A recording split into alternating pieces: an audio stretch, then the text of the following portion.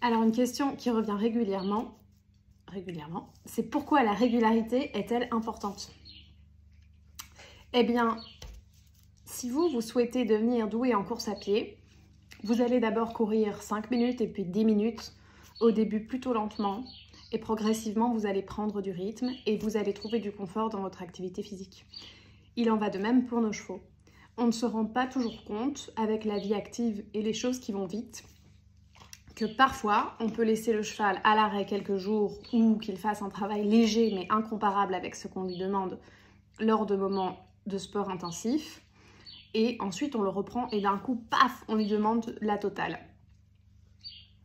Cela a des conséquences physiques.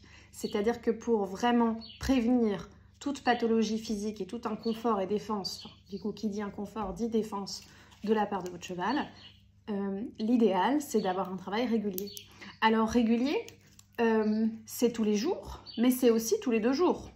C'est-à-dire que la régularité est à trouver dès le départ en fonction de votre disponibilité, de ce qui est possible pour vous et de vos objectifs. Et il s'agit que le tout soit cohérent.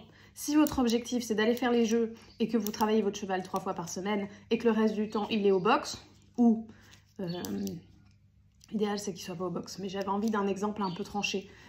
Et que le reste du temps, il est en stabu, mais arrêté à manger son foin, bah sans doute que ça n'est pas cohérent par rapport à vos objectifs. Si votre but, c'est de vous faire plaisir en balade le week-end et que vous lui faites sa petite longe et son petit stretching en semaine, ça, c'est cohérent. Donc, la régularité, ça peut être tous les jours, ça peut être tous les 2 jours, ça peut être 2 fois par semaine, ça peut être 3. Je pense, en revanche, que pour un cheval considéré comme sportif à partir du moment où il vous porte, parce que ça, c'est une vidéo que j'avais publiée sur YouTube à l'époque.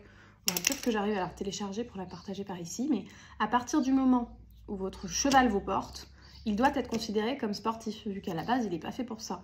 Imaginez-vous que demain, votre job, c'est de porter un sac de 20 kg et de faire du sport avec, bah, ça ne va pas être de but en blanc facile pour vous.